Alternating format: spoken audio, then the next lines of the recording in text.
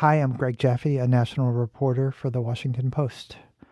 I wrote a story as part of our Deep Read series, which showcases narrative journalism here at the Post. This is a story about Shannon Salter, a civics teacher in Allentown, Pennsylvania, and her goal to persuade her students to participate in American democracy. I think she faced a lot of skepticism. The students are largely urban minority students who didn't see themselves or their lives being taken into account by either of the main presidential candidates or the two political parties. I think it's a story about the struggle to get people to believe in American democracy, to get young people to believe in American democracy at a time when the country's faith in its politics and its political system is really wavering.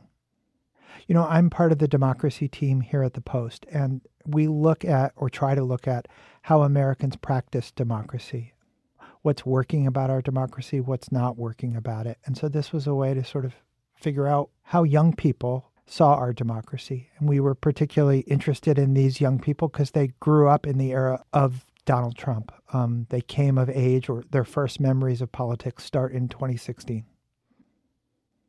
This story will be read here by a narrator from our partners at NOAA, newsoveraudio.com, an app offering curated audio articles. A note to listeners, this story includes profanity. Okay, here we go. Shannon Salter checked the results of an online poll that she gave each year to her high school civics students. One of the questions asked whether they would support lowering the voting age to 16. Everyone said no, Salter told her students in late April. That has never happened before, so I am dying to dig into why. Salter, a 53-year-old white woman, stood at the front of the classroom. Her students, Black and Hispanic teenagers drawn from Allentown's working-class neighborhoods, were arrayed around her. All were seniors. Most were weighing whether they will become first-time voters in the fall when the presidential election could come down to their state, Pennsylvania. One student complained that social media had polluted his peers' minds with misinformation and fried their attention spans. A 16-year-old nowadays? That's not old enough, he said. There's no maturity or knowledge there. Another, who had spent much of the coronavirus pandemic living with his mother in an abandoned building, talked about the social and emotional damage that the restrictions had inflicted. As kids, we've become way more social distanced, he said. Some of his classmates were so isolated that they barely spoke to anyone, he added. Surely they weren't qualified to choose the next president. Like most civics teachers, Salter wanted her students to believe that their voices and opinions could shape the nation's future, that their participation in politics was essential to improving their country, their neighborhoods, and their lives. A big part of her job, as she saw it, was persuading her students to vote. Whether young voters will turn out to vote in November is one of the essential unknowns of the upcoming presidential election. In 2020, nearly 50% of the population between the ages of 18 and 29 cast ballots, one of the highest levels since the voting age was lowered to 18 in 1971, according to the Center for Information and Research on Civic Learning and Engagement at Tufts University. Those young voters, particularly young voters of color, were critical to President Biden's victory. So far, polling suggests that young voter turnout in 2024 may not match 2020's rate. In April, only 41% of Black people 18 to 39 told a Washington Post Ipsos poll that they were certain to vote this year, down from 61% in June 2020. The poll mirrored what Salter was seeing among her students, whose interest in voting had been hobbled by poverty, racism, and two aging presidential candidates seemingly far removed from the world of a struggling Allentown teen. I'm pushing against more pessimism than I ever have before, she said. And so, on this morning, she decided to hit her students with a blast of idealism in the form of a clip from The West Wing, the television drama from the early 2000s that Salter called her happy place. Salter's classroom filled with the sound of the show's stately theme. On a screen at the front of the room, a teenager in a suit was badgering the president's communications director to rethink his position on teen suffrage. I'm going to be drinking the water and breathing the air after you're long gone, "But I can't vote to protect the environment," the young man said. Minutes later, the young advocate was challenging the president at a packed White House news conference. Salter hit the pause button, and the students in her classroom picked up the debate, unmoved by the earnestness of their fictional counterpart. Their memories of politics began with the bitter 2016 presidential election between Donald Trump and Hillary Clinton, and included the U.S. Capitol riot 2 months after the November 2020 election. To these students, American politics was an ego-driven, aimless mess. Adding younger, less mature voices to the toxic mix would only produce more chaos and disappointment, they said. After class, a few of the students congregated around Salter's desk, continuing the argument until Salter realized that they were running late for their third period classes. She shooed them on. Salter hadn't changed any minds. Not yet. But she still had more than a month to go before the end of the term to convince her students that their participation in American democracy was worth it. She had no idea how hard a sell that would turn out to be. Salter teaches at a public high school called Building 21, housed in an old banking call center just beyond the edge of Allentown's urban core. The eastern Pennsylvania city, which once helped power America's Industrial Revolution, had undergone a transformation in recent decades. Its factories had given way to sprawling e-commerce warehouses. Today, more than half of its 125,000 residents, many of whom came from New York City in search of cheaper housing, are Hispanic. Salter arrived at the school in 2015 when it opened as an alternative to the city's 2 big, underperforming high schools. Building 21 wasn't much to look at. It didn't have athletic fields or a gymnasium. On sunny days, gym class was a badminton net strung up in the school's cracked asphalt parking lot. The classrooms were windowless. To Salter, though, the school and her civics class sat squarely on the front line of a nationwide battle to save American democracy.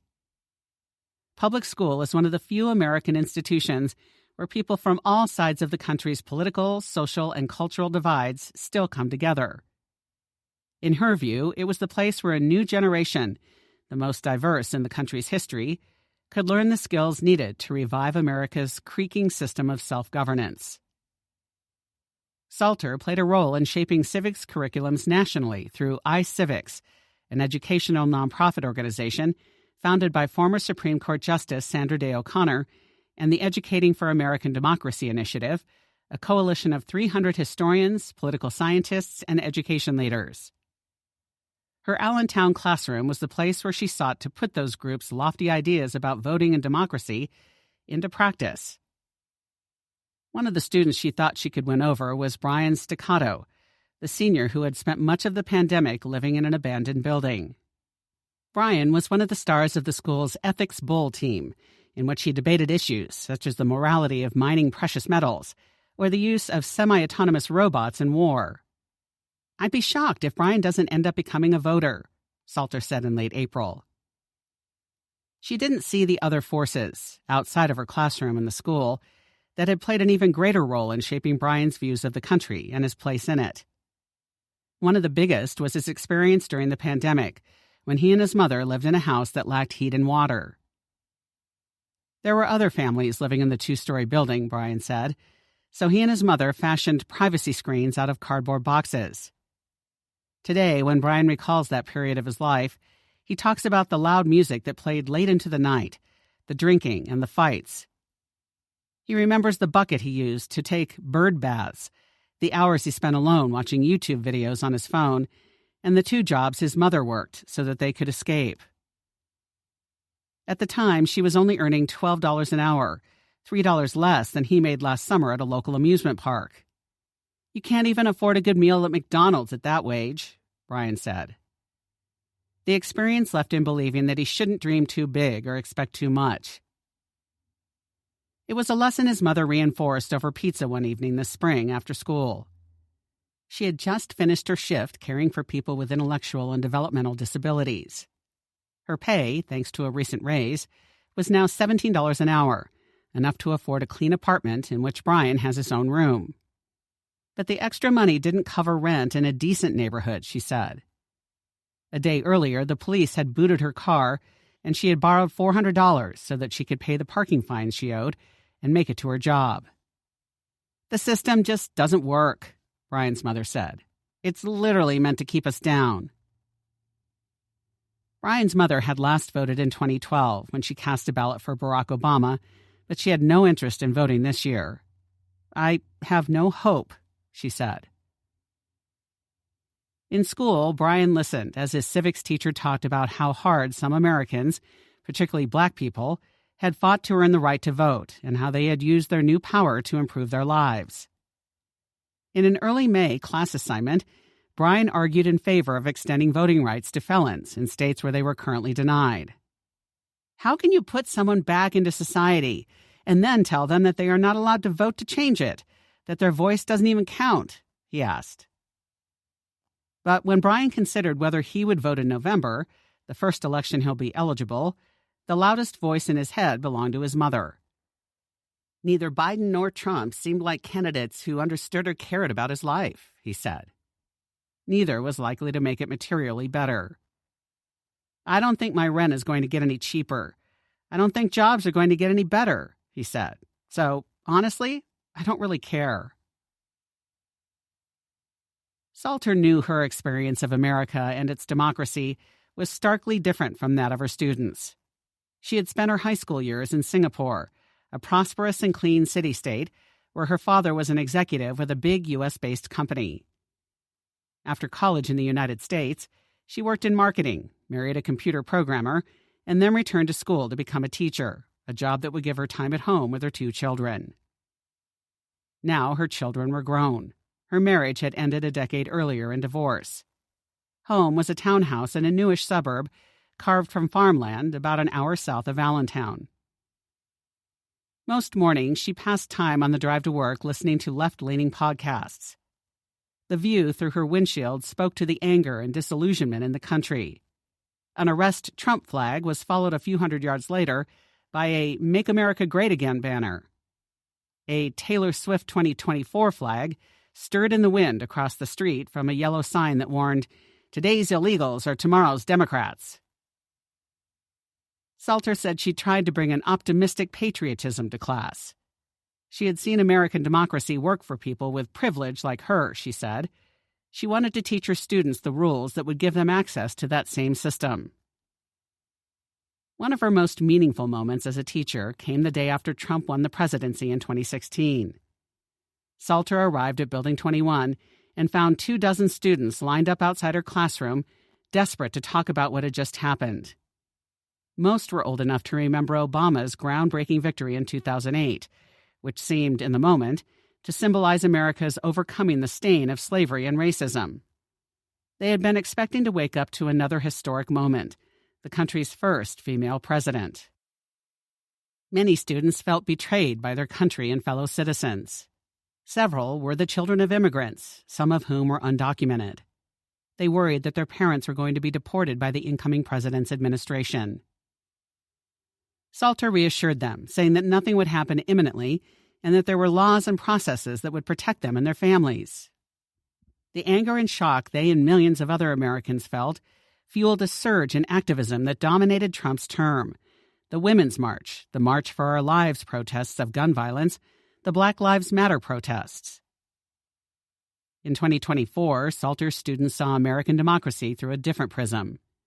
They were fifth graders in 2016 when Trump defeated Clinton, and freshmen when rioters, inflamed by Trump's disproved allegations of election fraud and his loss to Biden, stormed the U.S. Capitol on January 6, 2021. Now, Trump and Biden were headed for a rematch, with both insisting that the foundations of the republic could be irreparably harmed should the other guy win. Salter was determined to convince her students that as damaged as American democracy might be, it was still a system worth saving. 2 years earlier, she had persuaded the Lehigh County Elections Office to hire high school students as Election Day poll workers. The county had an urgent need for Spanish speakers that her students could help fill. Building 21's students could benefit as well. Salter knew that many of their parents didn't vote because they weren't citizens or because they had lost faith in politics. She hoped that working the polls would make her students feel more invested in the country's elections. She also believed it would help them see through Trump's repeatedly disproved allegations of voter fraud. This year, one of Salter's student poll workers was Vanessa Lucianne Bellany. "How did yesterday go? What did you notice?" Salter asked her the day after Pennsylvania's April 23rd primary. "There were a lot of white people," Vanessa replied.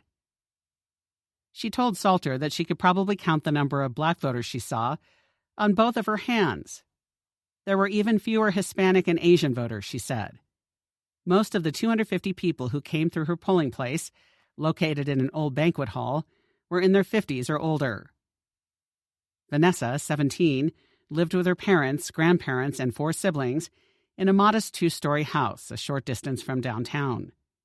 Her mother and father, a nurse and long-haul truck driver, emigrated from Haiti more than 2 decades earlier and spoke often of moving back home. Vanessa, who grew up speaking Creole and English, was born in the United States. But lately, she said she felt more Haitian than American, and she was filled with doubts about the country where she lived. One of her earliest childhood memories was of the police stopping her father as he was leaving a store in Allentown.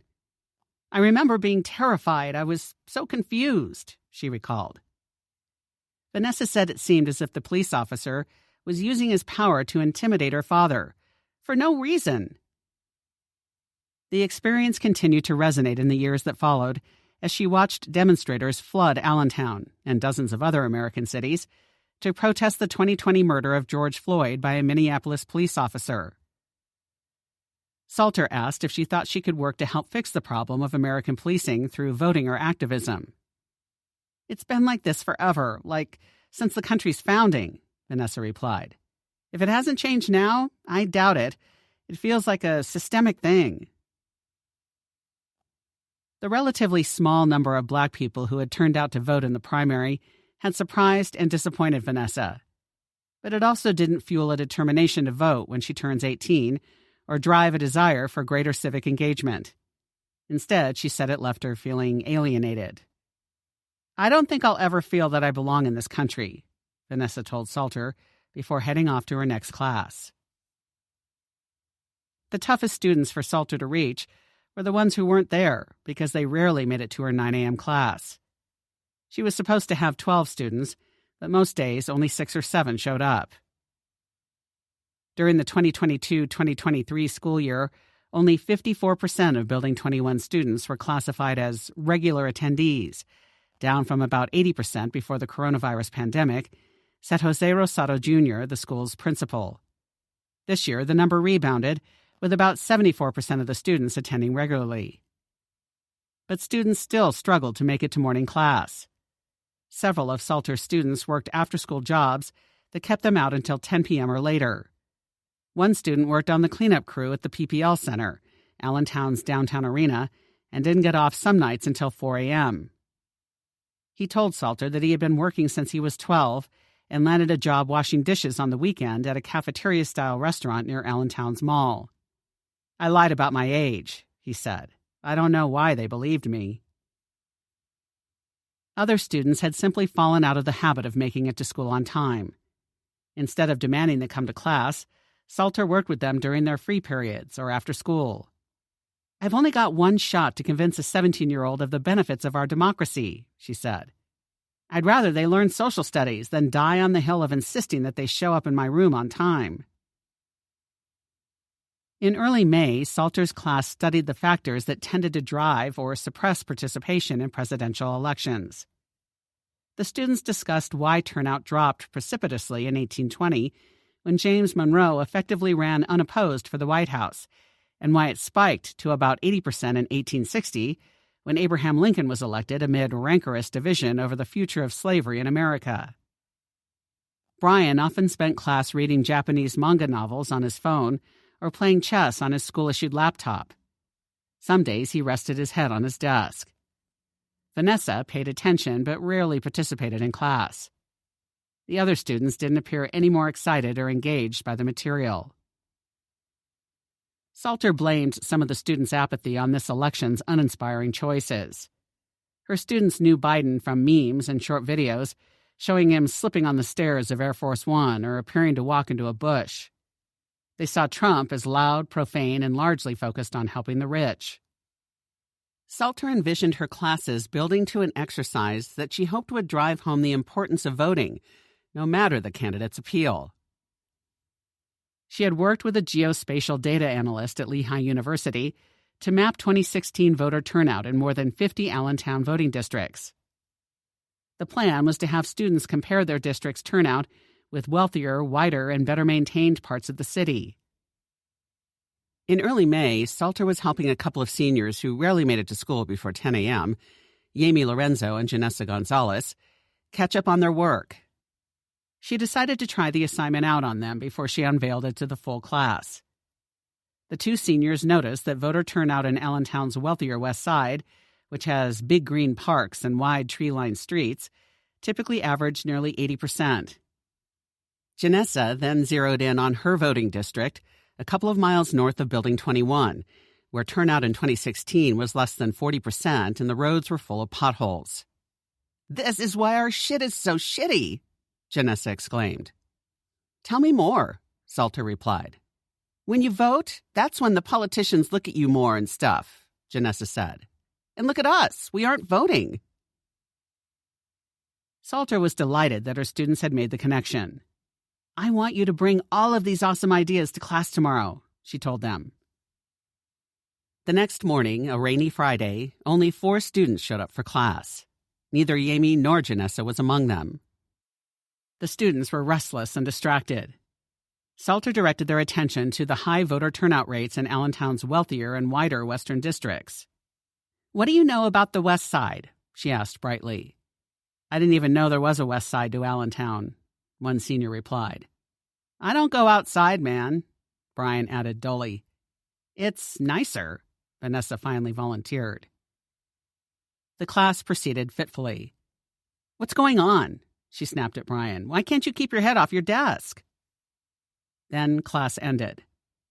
There were 2 weeks until the end of the term. A frustrated Salter told the students that they would try to wrap up the lesson on Monday. The same exercise had succeeded in previous years with other Building 21 students, she said, but clearly something had changed. "What's not working here?" she asked herself. "What's messed with my students?" The following Monday, after the students had settled into their desks, Salter asked them to put away their phones and laptops. "Something happened in my life over the weekend, and it immediately made me think of you all," she told them. She pulled up a picture from a few years earlier of her sitting in a restaurant in Washington with 2 white-haired men. "The 2 older gentlemen I'm sitting with are my 2 high school social studies teachers," Salter said. "In fact, I would describe them as the 2 voices that kind of sit on my shoulders, whisper in my ear and tell me, 'Do better for your students.'" She told them that Bob Dodge, who was seated to her right in the photo, had died of a brain tumor over the weekend. "Whoa," one of the students replied. For the first time all semester, everyone's eyes were fixed on Salter. Dodge had taught her that if she wanted her students to fall in love with history, then she needed to be a storyteller, she said.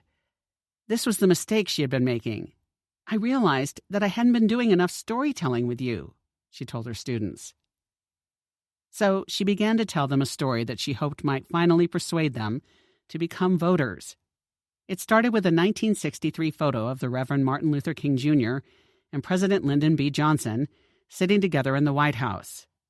Johnson wanted to move forward with his war on poverty, but King insisted that the push for voting rights in the South should take priority.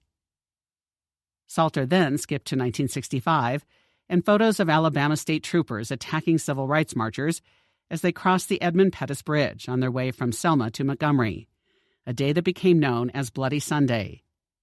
"Look at the pictures carefully," she said. "Are these protesters being treated humanely and decently by the police?" "There's black people on the floor," one student exclaimed. Salter focused in on Amelia Boynton, a foot soldier in the civil rights movement, whom troopers were beating unconscious. Just 5 months later, Congress passed the Voting Rights Act, which cleared away many of the barriers that blocked black people from voting in the South. Salter knew that most of the students in her class were more worried about their economic well-being than voting. So she ended her story with a chart that showed how the passage of the Voting Rights Act had helped open thousands of good-paying state and local government jobs to people of color. Julius de Jesus, 17, sat cross-legged on top of his desk. He and Salter had grown close over the semester. Sometimes Julius would drop by her office just to chat. After graduation, he was thinking of going to trade school to learn how to be a plumber or an electrician. As for voting, he wasn't interested. Politicians, he said, seemed more focused on their personal well-being and their party than the good of the country. Now Julius, who had been moved by Boynton's bravery and sacrifices at Selma, had a question for Salter. "What argument do you have if I feel guilty for voting for somebody who I thought was going to do good but didn't?" he asked. "I'd rather just not vote." "Sometimes you're going to kick yourself," Salter replied, "but it was worth trying." Julius hadn't committed to voting in November, but at least he seemed to be considering it.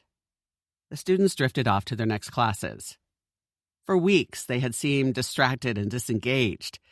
Salter felt that she had finally found a way to grab their attention.